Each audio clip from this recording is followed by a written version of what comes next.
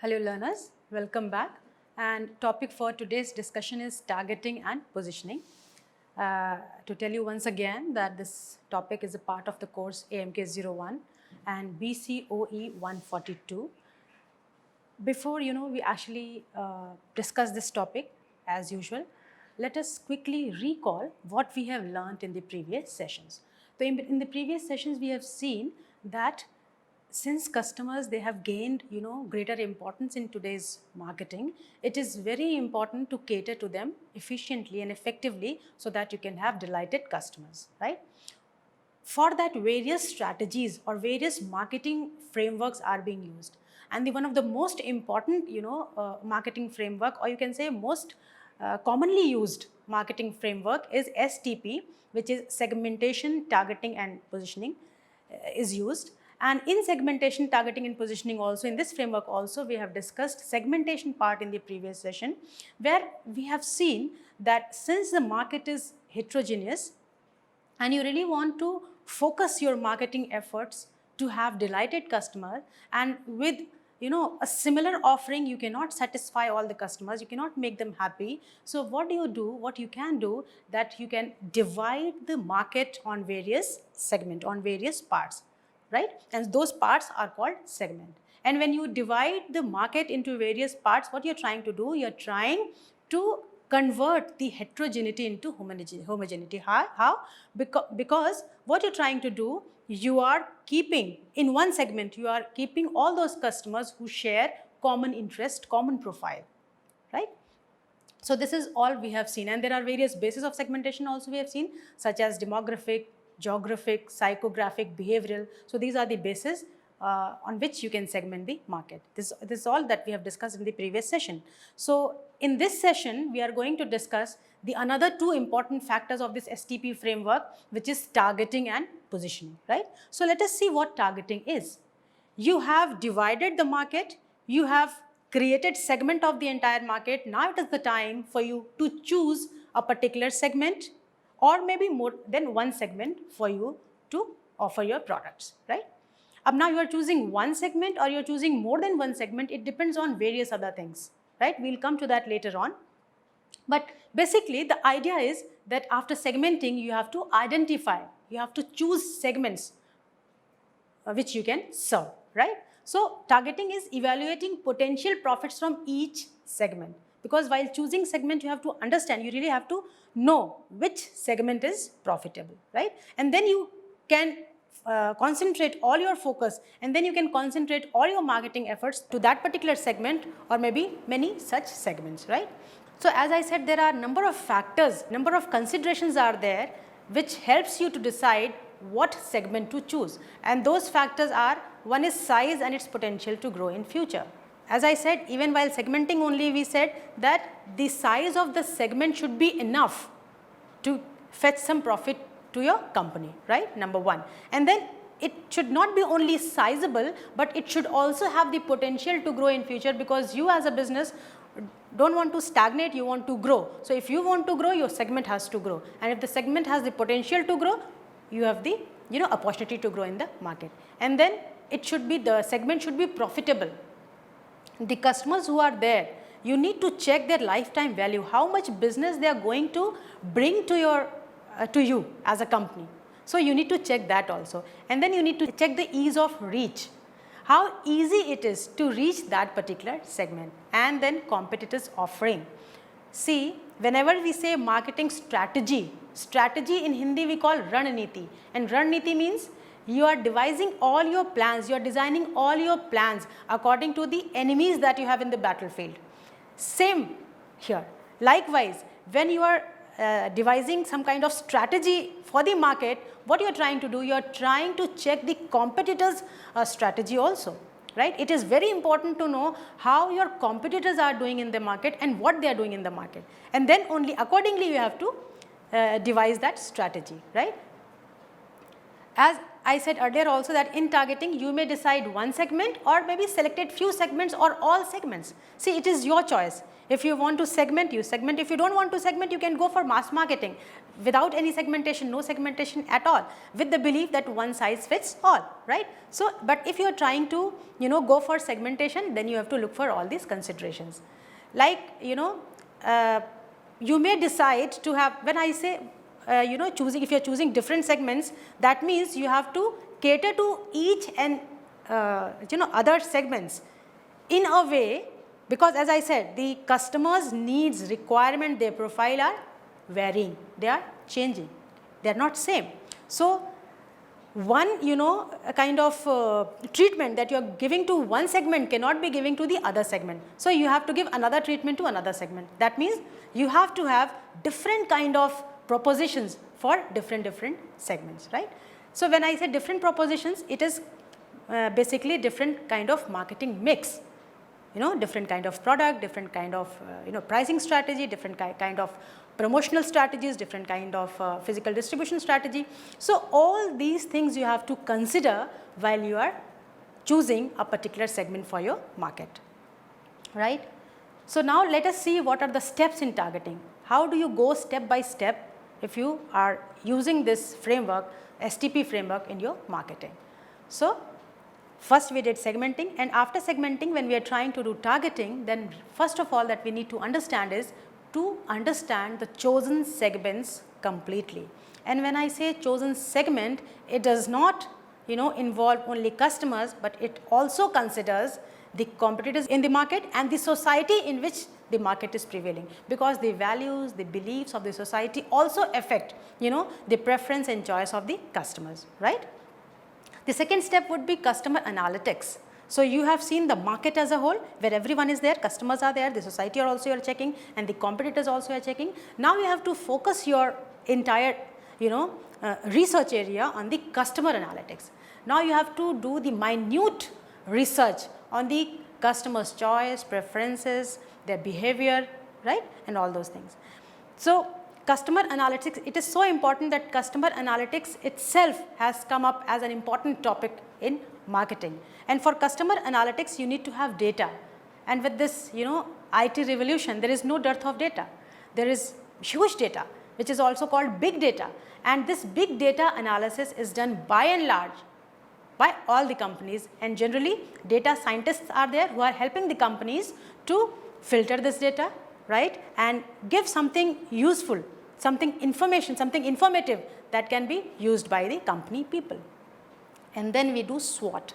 Again, SWOT is a very important marketing framework, right. SWOT means strength, weaknesses, opportunities and threats. So, before actually deciding what segment to choose, we need to do a SWOT analysis. Strength and weaknesses, which is within ourselves, right, within the company, and opportunities and threats, which is given by the environment, the external environment where the company is prevailing. So, what are the opportunities are there in the market that you can tap? What are the threats that you should take care while choosing a particular segment? So, all these things you need to do. And then you have to observe, what does the overall market look like?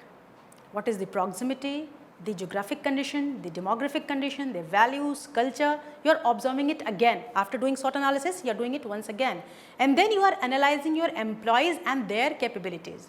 Because whatever company wants to do, whatever efforts you want to make in the market, who is going to make on your behalf? Your employees, right. So, unless they are capable, you cannot be very successful in marketing, number one. And number two, internal marketing is very important here. Why? So, let us quickly understand what internal marketing is, and then you can obviously understand why is internal marketing important, right. You understand in a way, suppose there is any article, there is any commodity kept here. Suppose I am wearing a watch, right, and I have to sell this watch to a market, right. Unless I am convinced, and I am the salesperson, unless I am convinced that this watch is very good and this watch has all the features which my segment wants, unless I am convinced, I won't be able to convince to my segment, passionately, or I won't be that convincing, right. So, what is important, that internally first of all I should feel that yes, this is the best thing that I can have if I belong to a particular segment. That is called internal marketing, right? You are, kind of trying to give that confidence to the salesperson that they are really marketing a good commodity or service. So then you have to check whether your employees are capable or not. If they are capable, well and good. Not, you need to train them accordingly so that they can reach the market and communicate it. And then investigate competitors in the field. This is also one of the, in investigating competitors, it starts from the beginning also, and it keeps on, being with the marketing strategies throughout. Always when I say these steps, please remember one thing, that these steps are, it is not for once. Marketing itself is an ongoing process. So once you do a particular thing, it does not mean you can sit quietly. You have to do it again. You have to start from the beginning again if you have to survive in the market, if you want to grow in the market. So these were the steps in targeting. Now we will see what are the targeting strategies. Detailed discussion we have done in the previous session. So I will tell it very quickly. Few of the learners, if you are interested to know these strategies, in detail, you can see the previous session. So very quickly I can tell you that there can be 3 strategy. One is multi-segment strategy, the other is single segment strategy, and mass marketing. Mass marketing means no segmentation, no segment, right? So there can be 3 strategies. No segmentation, another thing, that one size fits all, you don't have to do anything, you just enter into the market with your offering which you have, and it is up to the people whether they are buying it, they are liking it, they are not liking it, right?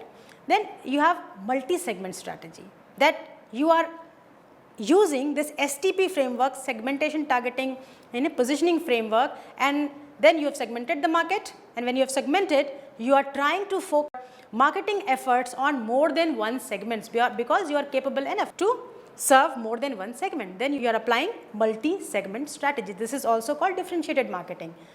As I discussed, since you are targeting, since you are trying to approach different segments, you have to approach them with different propositions. You have to approach them with different marketing mix. And when you have to approach them with different marketing mix, one thing is quite obvious here is that it involves higher marketing costs. On the contrary, when you don't want to concentrate on more than one segment, you want to concentrate on a particular segment, then it is called a single segment strategy.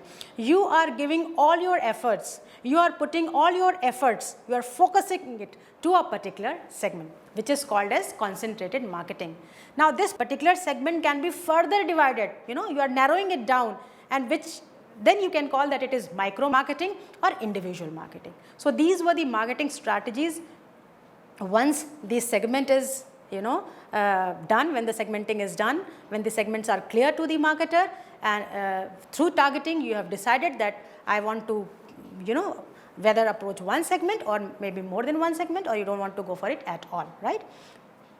So this is that. Now we see why this STP has got so much popularity. Why is it considered so important in marketing? Because of all these things, the importance of segmentation, the importance of targeting, and the importance of positioning. Importance of segmentation we have already discussed in the previous session. So today we will try to see quickly the importance of targeting in marketing. Why is it important? Suppose you are trying to communicate to the whole market with one message, it may not appeal to everyone, right? If something is communicated to me, if I am a consumer, if I am a customer and something is communicated to me, if I can relate to it, if I can feel that this is for me, this will have much more impact rather than treating it as it is a general information, right? So vague and generic messages, they are very far less likely to be clicked to the audiences than specific, right? Then this targeting activity, it serves both consumers as well as the brands. You are also trying to focus your brand, because through brand only, through brand means product. So through brand or products only, you are trying to target your market, you are trying to reach to your customers. So you are also giving full attention to brand. And then it reduces costs, because you are not going to waste all your resources and energy for all the segments, rather you are trying to concentrate on either one segment or maybe few selected segments. And it increases revenue, of course. How can it increase revenue? Because this is the way to have delighted customers in the business, and we have discussed in the previous sessions that delighted customers means your market presence is there, your market share is going to increase and you will have more, you can get more revenue, right.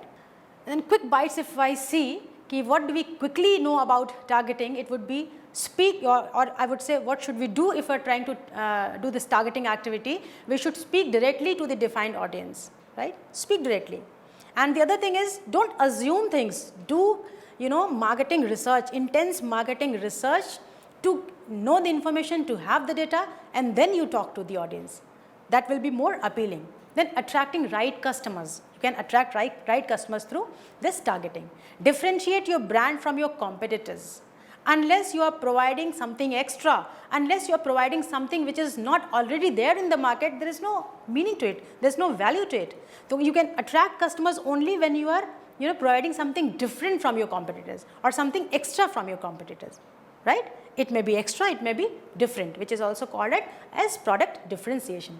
And then you need to build deeper customer loyalty. We would see how can we build it through product positioning, right.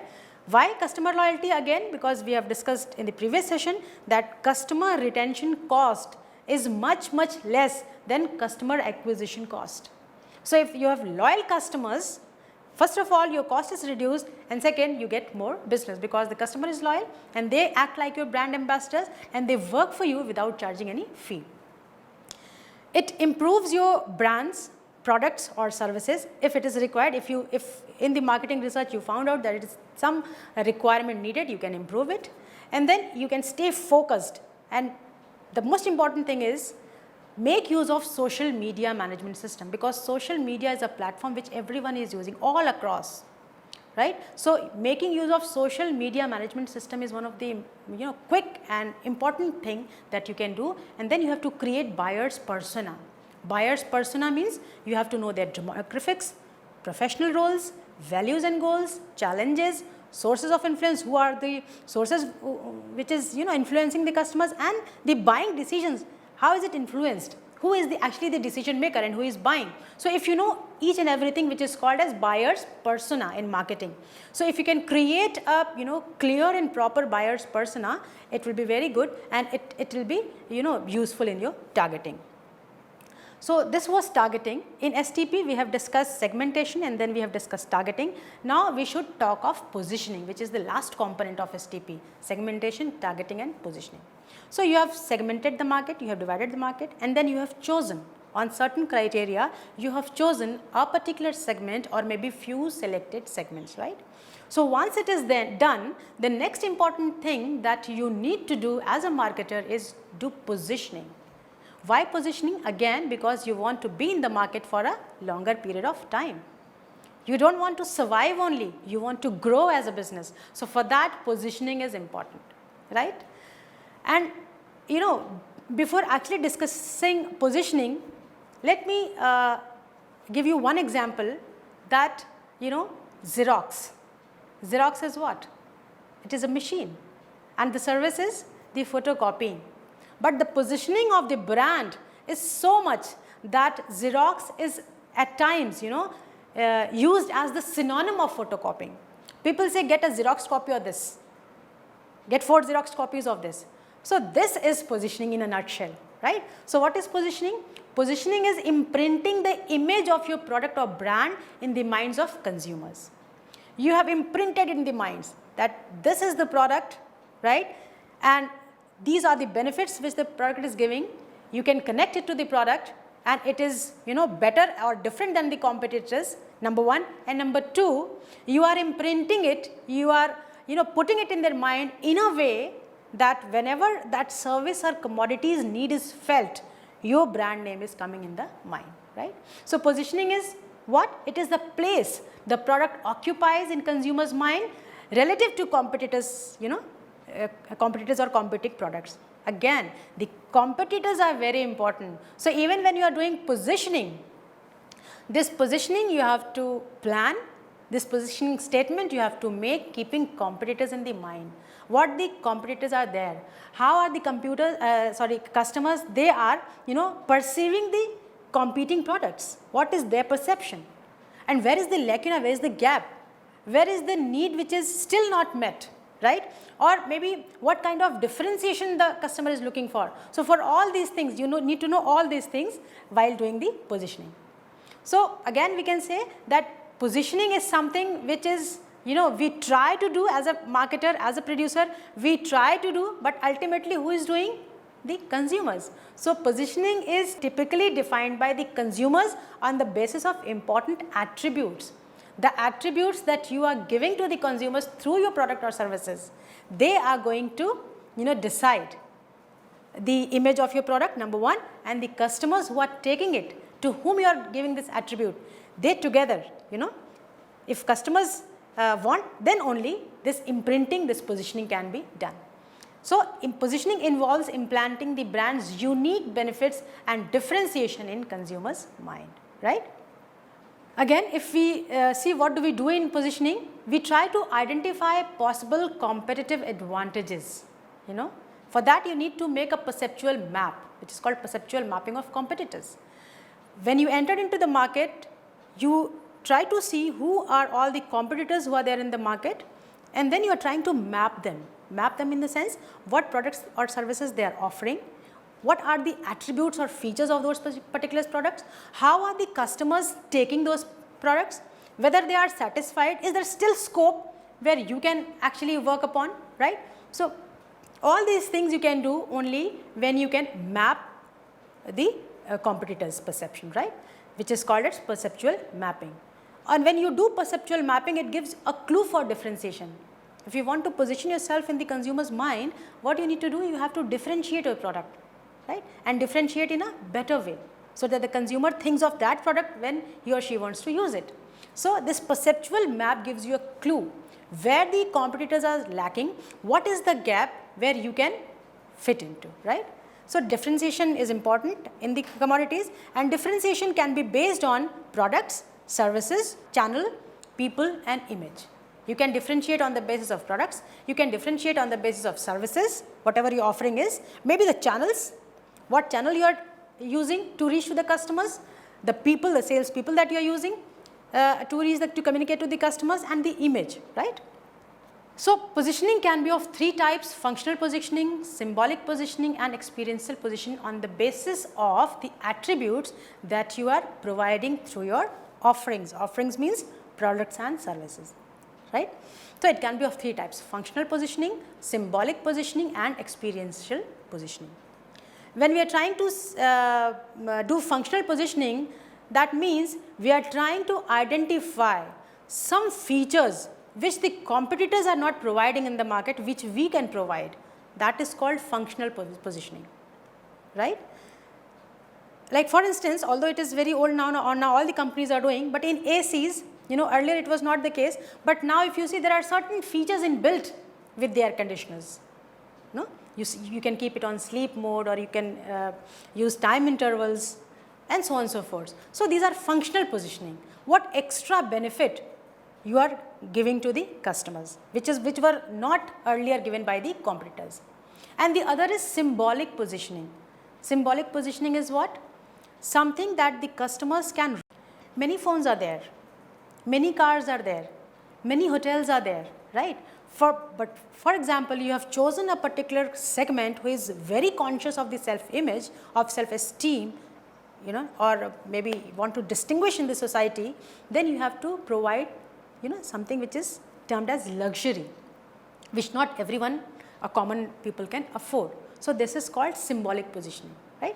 That the customer can connect with the needs which the customer has. And then experiential positioning. In experiential positioning, what we are doing, we are trying to focus all those feature elements of the offering which can connect emotionally with the customers.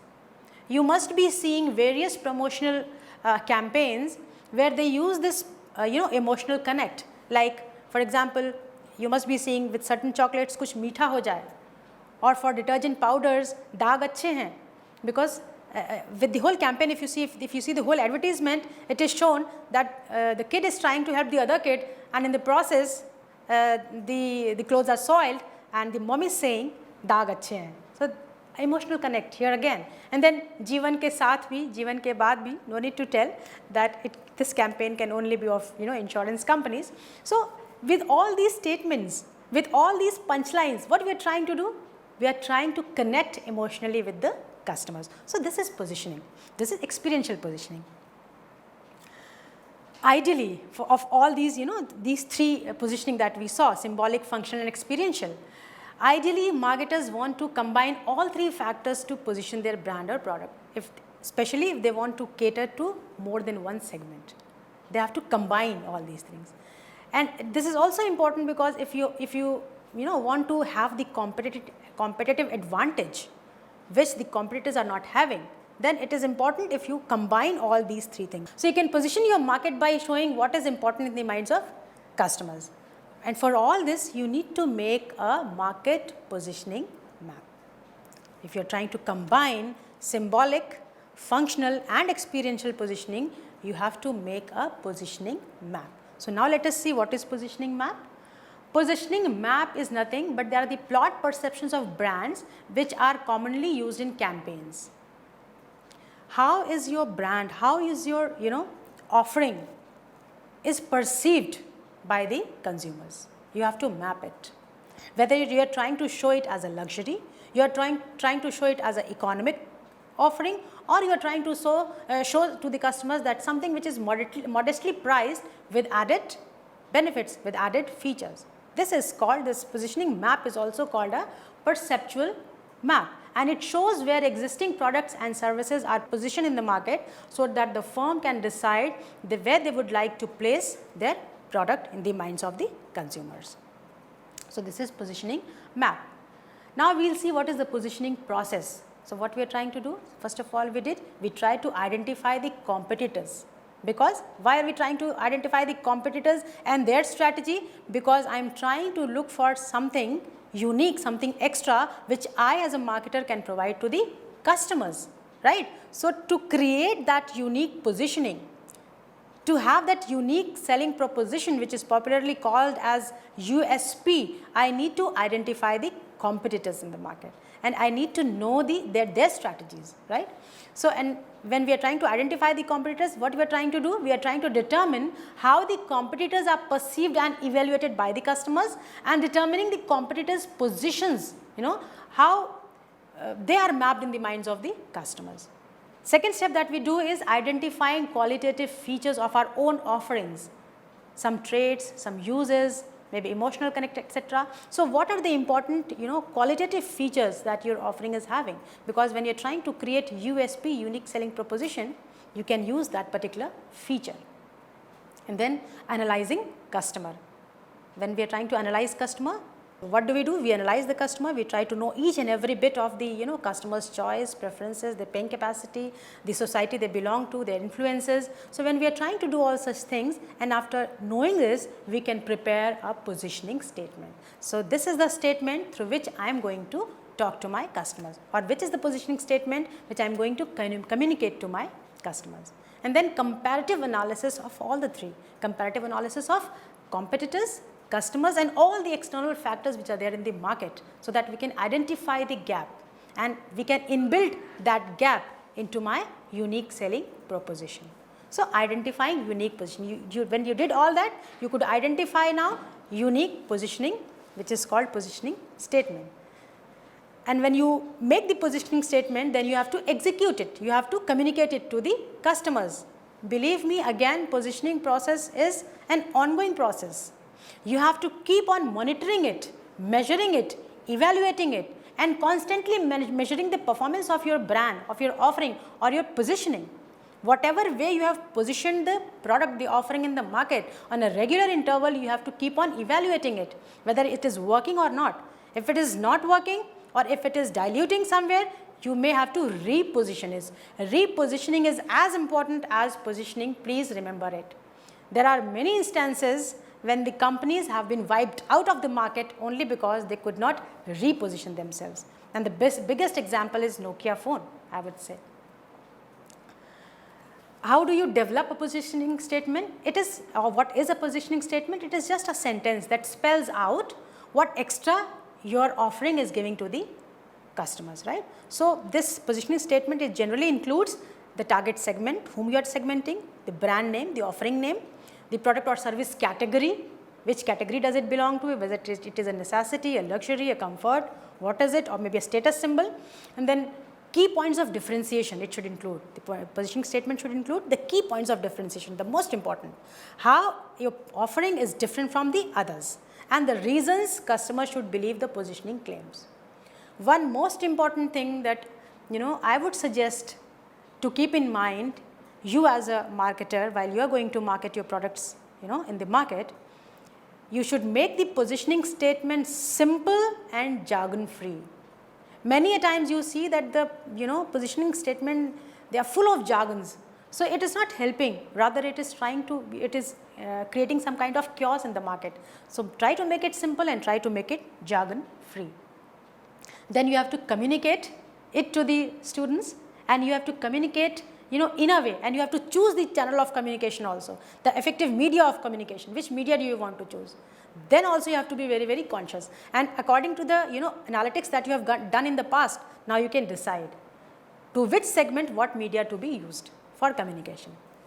And then you are trying to deliver your USP in a way that is imprinted in the minds of customers. For example, if you say Thanda matlab, automatically some brand is coming in your brand, or when you say it's different, or when you say Teda hai par mera hai, so something is coming in your mind. Why? Because it has been positioned in that particular way. If we see the quick bites of positioning, I would just say that whatever you have promised in your positioning statement, you should try to deliver that particular thing. And if you want to deliver what you have promised, then you have to concentrate on each and everything. So you have to concentrate on the inferences or the results that have come out of the marketing research. You have to take care, or you have to do the segmentation, targeting, these two activities very cautiously, so that you can, while doing positioning, you can position it in a better way. So you have to deliver whatever you have promised in your positioning statement. If you fail to do so, you fail in the market. Why positioning is important, you have seen, because this gives an extra edge to you. This gives an extra edge to your offering or to your brand in the market. So positioning is very, very important, and we do not need to say line by line, like it creates market differentiation, or it fetches you more revenue, or it justifies the pricing strategy. So this is quite understandable now, that positioning is very, very important, and what are its benefit to the marketer. As I said, internal marketing we have discussed. For positioning, the one most important thing is internal marketing. Please don't forget it. Internal marketing in detail we will discuss in the sessions to come, but for this time just remember that if you want to communicate better to the customers, you have to communicate to the persons, to the media through which you are going to communicate to the customers. So unless you are marketing here, the middle way, unless you are marketing here, you cannot market efficiently to the ultimate customers. So you have to take care of internal marketing also in the market. So we have seen segmentation, targeting and positioning. So let us quickly summarize what all we have learned in segmentation, targeting and positioning. This is a 3-step process, right? And it helps the marketer in identifying the most profitable customers and then tailor the marketing efforts and products to the needs of the identified customers. And that is why the STP has gained so much of importance in marketing world, and why it is considered as the most or commonly used marketing framework. So at a glance, if you want to see marketing, STP, segmentation, targeting and marketing. In segmentation, what we did, we tried to create homogeneity into the heterogeneous market on the basis of various bases. And then we are trying to determine important characteristics of each segment. In targeting, we evaluated the potential and commercial attractiveness of each segment. We did SWOT analysis, and then we decided whether we want to go for one segment or we want to choose more than one selected segments. And then we did positioning, wherein we prepared the detailed product, we tried to position for selected market segments, and we are trying to develop a different marketing mix for different marketing segments. So, this was learners STP, segmentation, targeting and positioning. In the coming sessions, we will talk of other topics, we'll explore other topics of marketing. So, till then keep learning, bye bye.